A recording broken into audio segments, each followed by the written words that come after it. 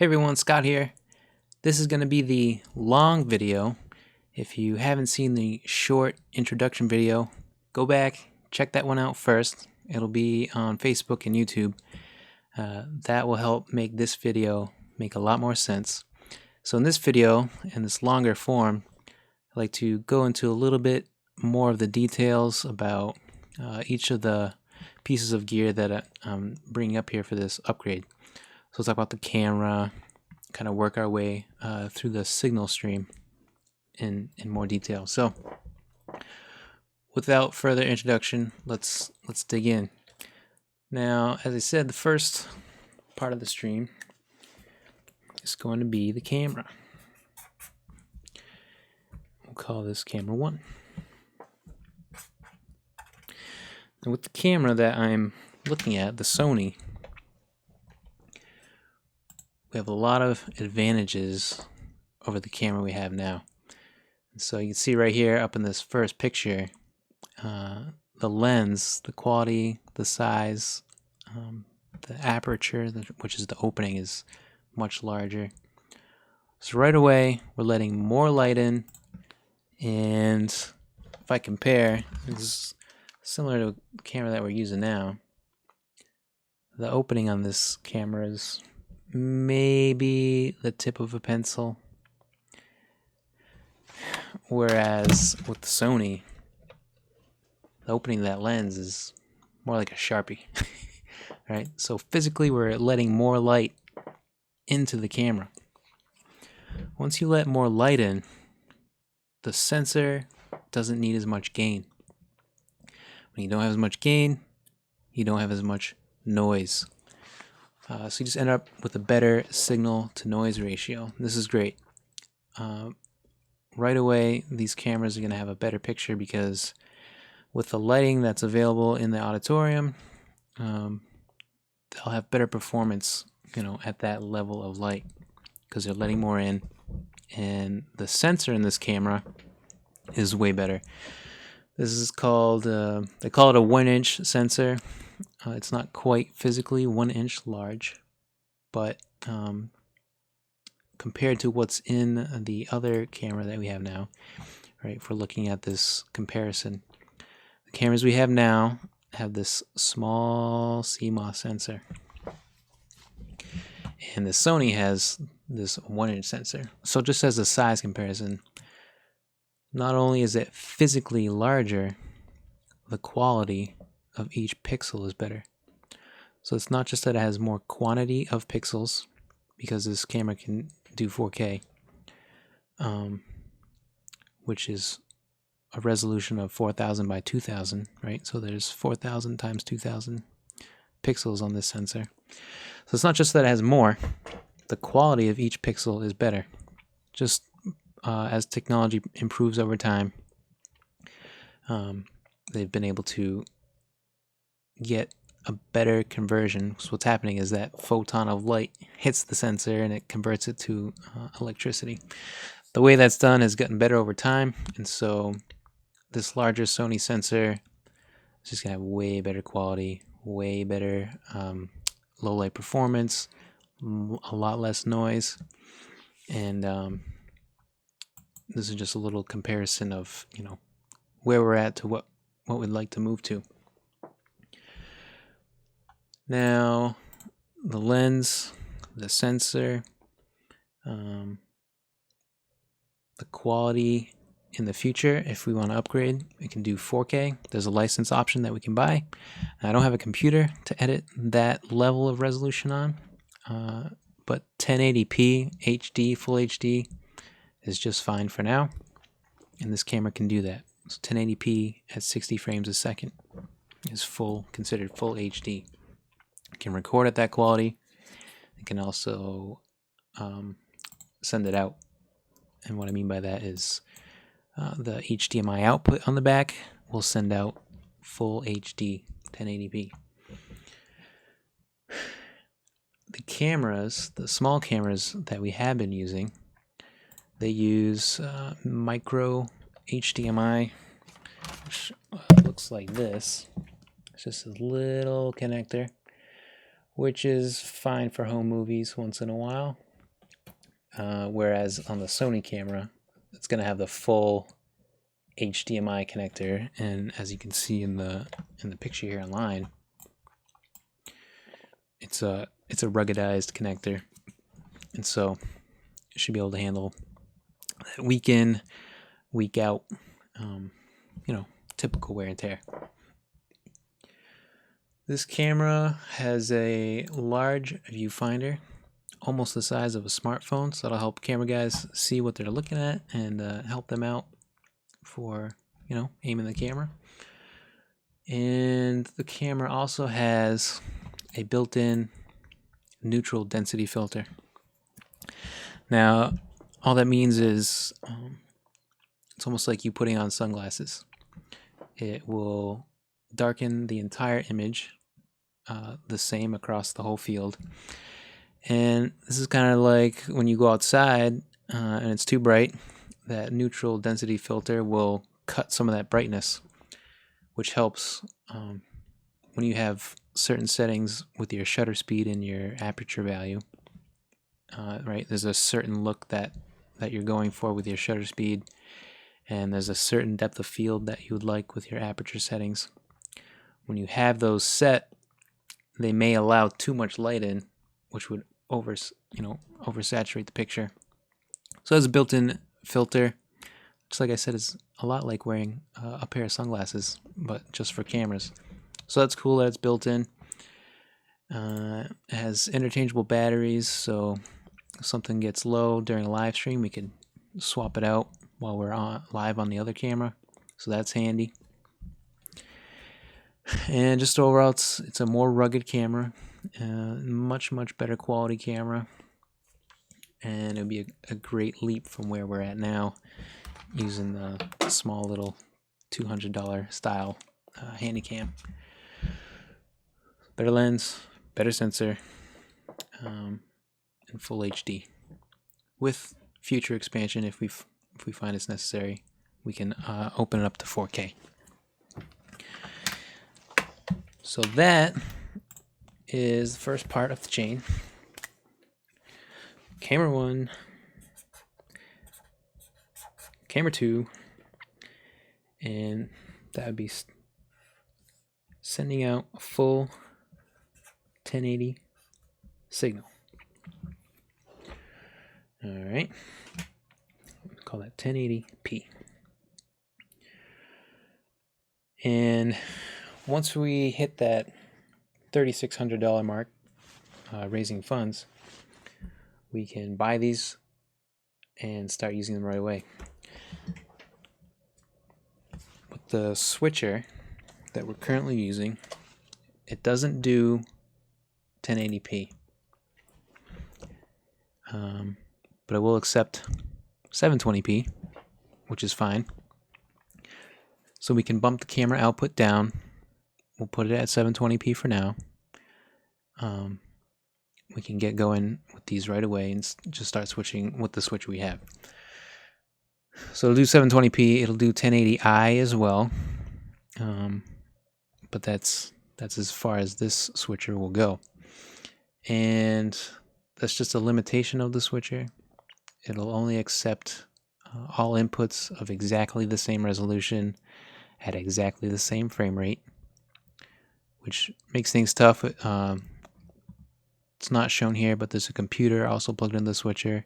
The computer has to go into a frame scaler to make the computer, you typically plug in a monitor, and so you have to convert that monitor resolution into a TV format, 1080i. So that's not shown here, but that's going on because of that limitation on this switcher. And it has its own computer, which is also not shown here, but one computer to control the switcher, and then there's this computer to capture the video. So the video comes out of the switcher at 1080i, goes into the video capture, which sends it into the PC, and the PC encodes it, which is compression. Now when you have 1080p, if I talk about that in terms of data, that's 3 gigabits per second. So to do a full 1080p HD signal takes 3 billion with a B, 3 billion bits per second. Now, you can think of that as kind of like a fire hose, 3G. And as you know, most people's internet is 100 megabits down, 100 M, and 10 meg upload. So when we're doing a live stream, our bottleneck is 10 megabits per second. So if this is a fire hose, that 10 meg is a garden hose or a straw. So what's happening is our hardware has to encode, which is a way to compress that HD signal into a 10 meg HD signal. And this works, right? You're watching Netflix or Hulu at home, and to download full HD takes 10 to 15 megabits per second. So we're not going to be able to stream at that full 1080p HD output.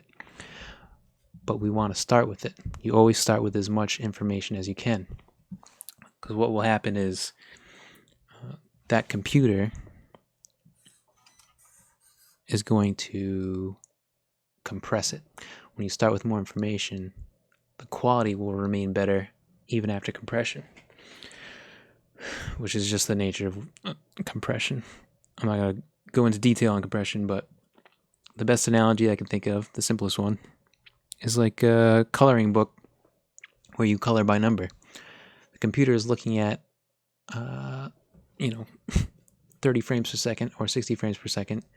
It's looking at color and motion and saying, this whole section is this color, this color, this color. Just like a coloring book that you color by number. And it's doing it in real time. So for video, that workload to be able to do that at 60 frames per second at HD resolution, which is 1920 by 1080, takes a lot of computation. And so the computer that we have right now that's doing it, the Mac Mini, it's usually at about 150, maybe 200% workload. I don't exactly know how you get 200% workload, but the machine is working full tilt. That's as high as it'll go before what will happen is it'll drop frames. Like, it can't keep up. And we have our settings set very low. It's at 720p at 30 frames a second. With a low quality setting, there's a couple options you can pick about the way it handles motion and that type of thing that you kind of tune your encoder to match your hardware. So we have really low-end hardware, so we have low quality compression or low quality encoding. And that's just the nature of the hardware because it's from maybe 2011 or 2009 maybe. So it's old. Now, having this switching PC will be a game changer. This is I'm going to talk about the second part of this proposal where I would like to build that switching recording video PC. So let's talk about that a little bit.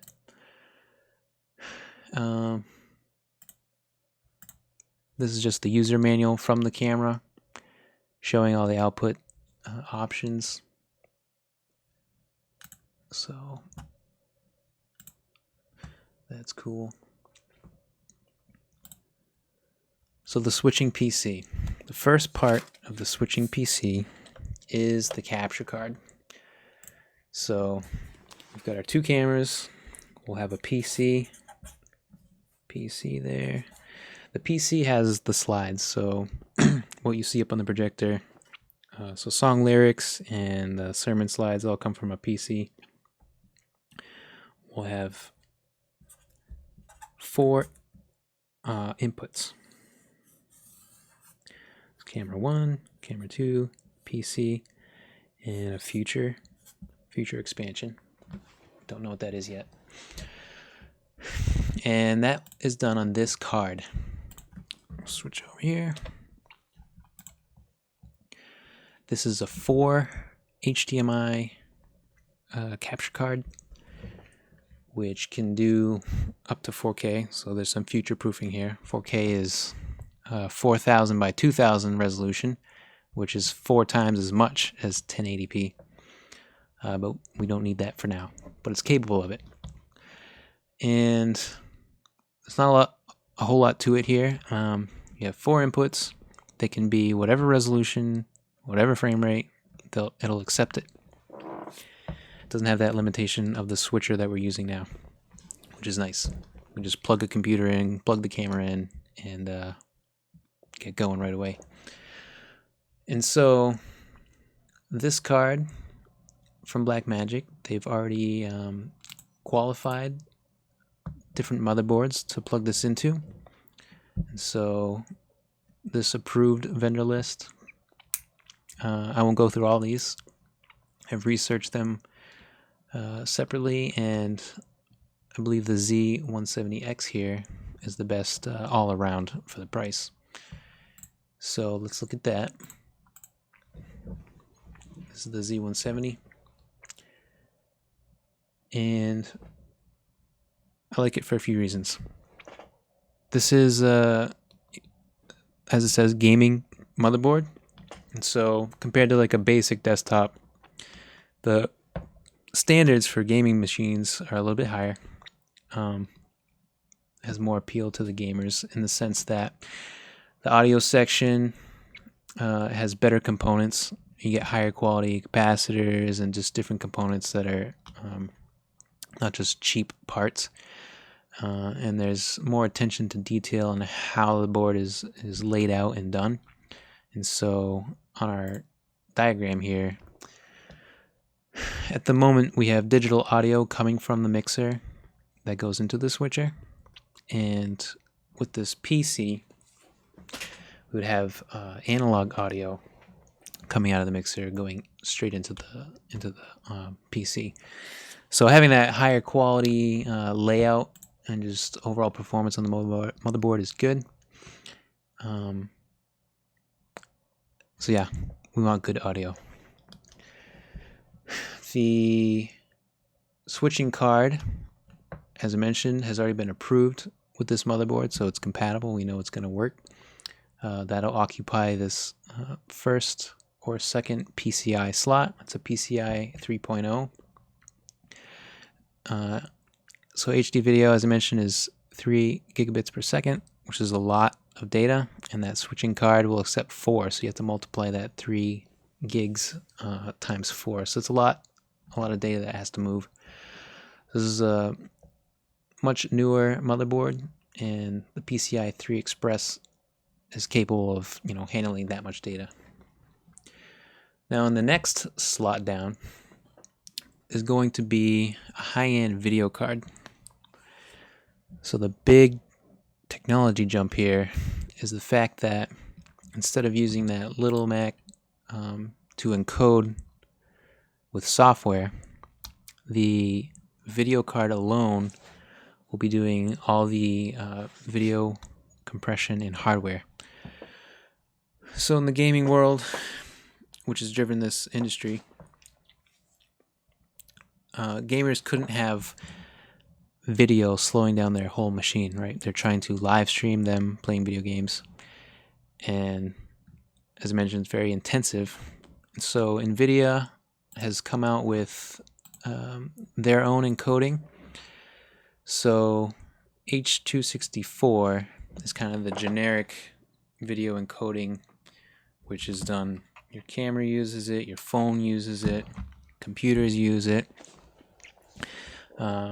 Blu-rays use it, but everyone uses it in their own custom tailored way. So what NVIDIA did was take that H.264 and make their own encoder called NVENC, NVIDIA encoder, and they tailored it to their own video cards.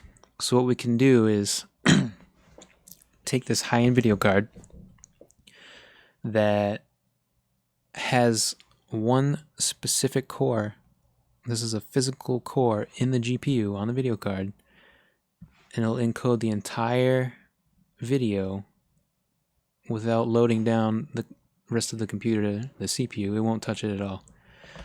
So we'll be able to take this full HD stream and encode it and get it ready to upload, and it'll all be handled right on the video card itself, which is pretty amazing. So it's not going to bog down the computer, and we'll be able to set the quality settings much higher than they are now, and tailor it to our, as I mentioned, the 10 meg upload. So there's some math, right? We want to have about 80% of our upload speed, which will leave some headroom, because as video changes, the encoder is always compressing, but you need some headroom. So all that to say, the video card can spit out an HD picture at 8 megs per second, and look pretty good. So that's really nice.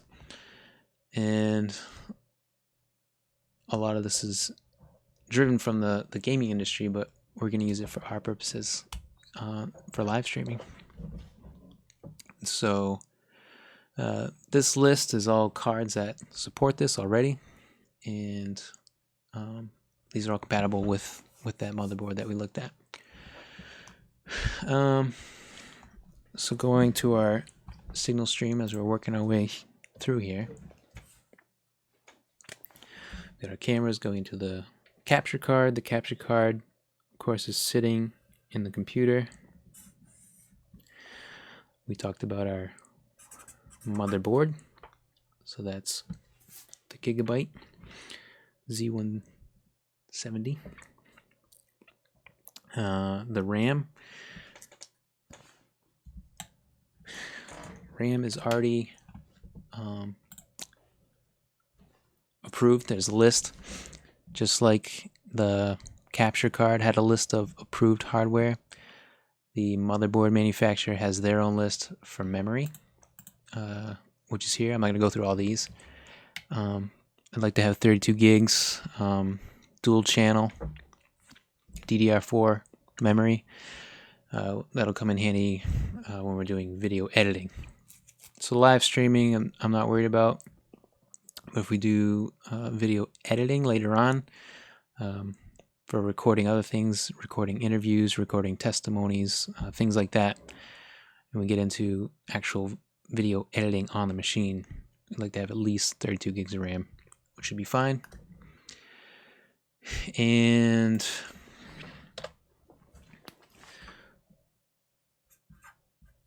RAM, we'll have our storage. Video takes up a lot of space, so we'll have 2 drives. We'll have one SSD. I'd like it to be about 500 gigabytes. That'll have the operating system on it and the software, and then we'll do the live recording with. And we'll have a second, just normal hard drive that's at least 2 terabytes.